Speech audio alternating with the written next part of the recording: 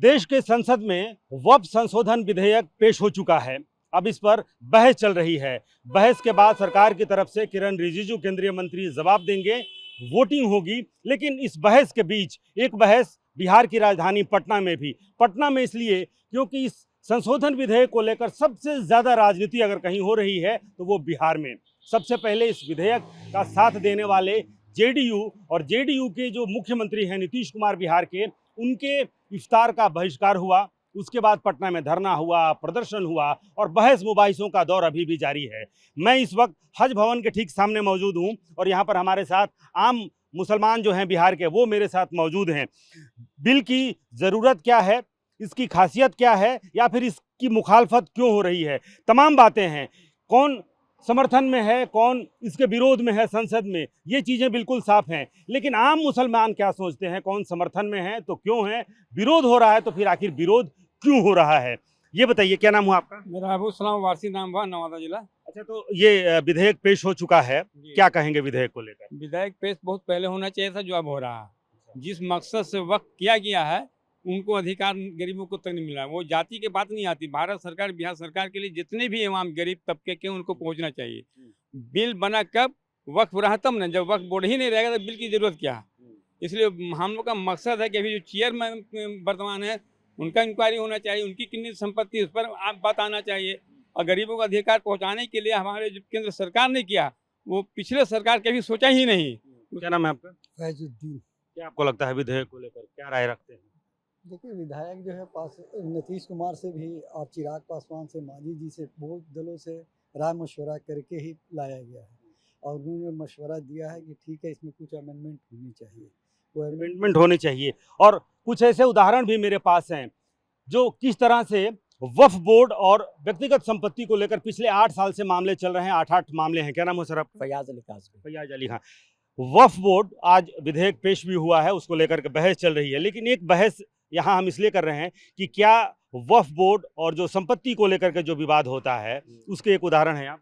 जी, एक उदाहरण है। और उदाहरण ये है कि वक्फ बोर्ड ने मेरे पर बगैर मेरे सूचना दिए मेरे डीएम ऑफिस से आदमी आ गया कि आपका ज़मीन एक्वायर किया जाएगा। हमने पूछा क्यों, तो मालूम है कि वक्फ बोर्ड से आदेश आया है कि इनको एक्वायर कर लिया जाए। हमने यहाँ ट्रिब्यूनल से स्टे लिया है। स्टे लेने के बाद हमने उसको जमा किया वक्फ बोर्ड में, और डीएम का भी जमा किया। तो वो केस अभी ट्रिब्यूनल में चल रहा है। उसमें आप जानते हैं कि हर डेट में कितना खर्चा होता है। साबित मेरे करना है, वक्फ बोर्ड को साबित नहीं करना है। मतलब वक्फ बोर्ड ने इनकी संपत्ति पर एक बोर्ड लगा दिया है, अब इनको साबित करना है कि ये जमीन हमारी है या वक्फ की है।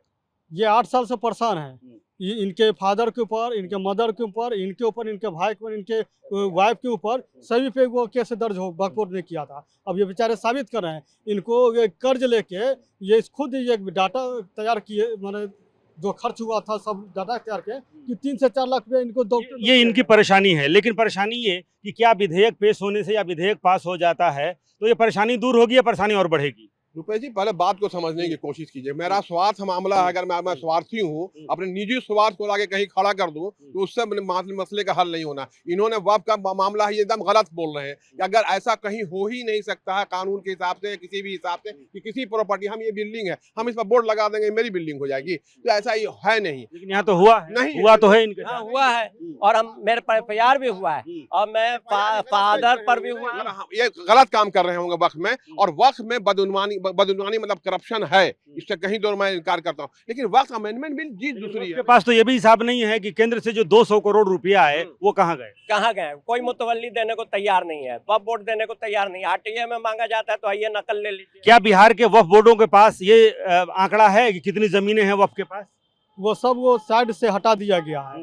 हम तो बिहार सरकार और भारत सरकार से एक चीज़ और का आग्रह करेंगे कि जितने भी सुन्नी वक्फ बोर्ड है, शिया वक्फ बोर्ड है, जो भी अभी तक जो चेयरमैन बनते हैं उसकी एक बार जांच हो जाए, जांच कराई जाए।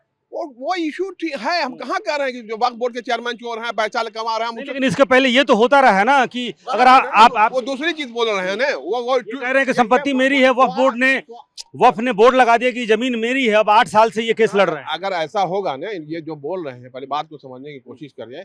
हर जगह इस तरह की बातें हो रही हैं, कहीं ऐसा नहीं है। उसमें आपस में यही तो मेरा सवाल है कि हर जगह ऐसा हो रहा है। ये विधेयक पास होने के बाद ये परेशानी खत्म होगी या और बढ़ेगी? आपके चैनल के माध्यम से चैलेंज करता हूं, जो ये बोल रहे हैं वो मामला नहीं है। इनका मामला कोई आपस का डिस्प्यूट का होगा, कहीं ना कहीं पहले वक्फ किया होगा, वक्फ वाला औलाद होगा। वक्फ कई तरह का होता है। वक्फ ऐसे होते हैं जो प्रॉपर्टी, जब तक हम अपने, मेरे पास प्रॉपर्टी है, हमने अगर वक्फ कर दिया, नहीं, मैं एक व्यक्ति के किसी मसले पे बात ज्यादा नहीं करूंगा। मैं ये कह रहा हूं कि विधेयक पास होने के बाद क्या ये परेशानी समाप्त होगी या परेशानी और बढ़ेगी? नहीं, ये परेशानी समाप्त हो जाएगी। अब जो सबको वक्फ ट्रिब्यूनल आना है, अब किशनगंज से वक्फ ट्रिब्यूनल आने का आप खर्चा जोड़ लीजिए। हर 4 दिन, हफ्ता 15 दिन पर डेट पड़ता है। 20 से 30 हजार रुपया खर्चा होता है। ये खत्म हो जाएगा। आप किसी भी न्यायालय में जाके सिविल न्यायालय में केस फाइल कर सकते हैं, आप ट्रांसफर करा सकते हैं। यहाँ से लोग को छुटकारा। परेशानी खत्म होगी कि परेशानी बढ़ेगी? परेशानी खत्म होगी, बढ़ेगी नहीं।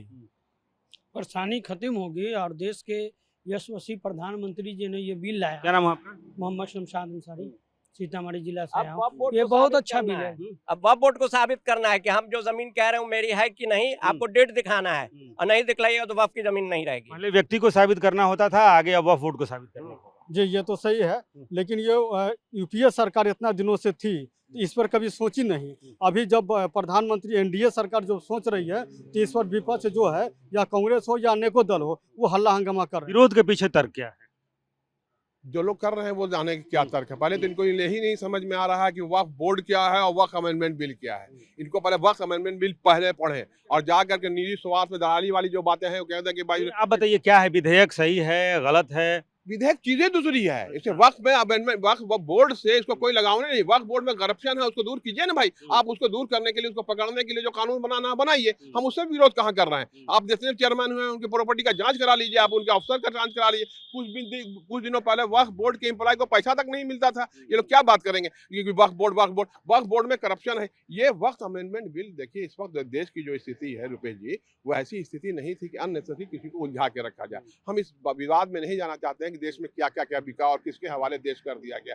देश की स्थिति अच्छी नहीं थी। इस वक्त अमेंडमेंट बिल ला करके एक नया विवाद खड़ा करने का कोई माने मतलब था? आप इंटरव्यू लेते हैं, इस बात के लिए इंटरव्यू लेते हैं कि देश कैसे उन्नति, तरक्की और प्रगति करे। तो आज आप ही कर रहे हैं कि वक्फ अमेंडमेंट बिल सही है गलत है। वक्फ चल रहा है, वक्फ में गड़बड़ी है, तो वक्फ में जो इन बता रहे हैं इनका होगा प्रॉब्लम, हम उनको दें तो उसके लिए इंक्वायरी कमेटी बना देना चाहिए कि भाई एक कमेटी और होगी। जो पहले था कि वक्फ में जुडिशियल नहीं था, अब जुडिशियल आ गया, उसके ऊपर बना दीजिए जो कानून बनाना है। अच्छा, ये भी एक मसला आया कि मुसलमानों को भड़काया गया। कुछ मुसलमानों से मैंने बात की, कहा कि हमारे घर बुलडोजर से इनको ये भी मालूम नहीं है। हम पूछते हैं वक्फ बोर्ड है, धार्मिक न्यास बोर्ड है ना, धार्मिक न्यास बोर्ड में मुसलमान जाने का कोई मतलब है? उस कानून के तहत इनको मालूम है कि किसान के 2 नॉन मुस्लिम कौन चीज कहा जाता है मेंबर हो। ये भी सवाल हुआ कि कुछ आम मुसलमानों को भड़काया भी गया है। ये विधेयक को लेकर के भड़काया गया है कि ये आएगा तो आपके घर बुलडोज कर दिए जाएंगे, आपकी मस्जिदें गिरा दी जाएंगी।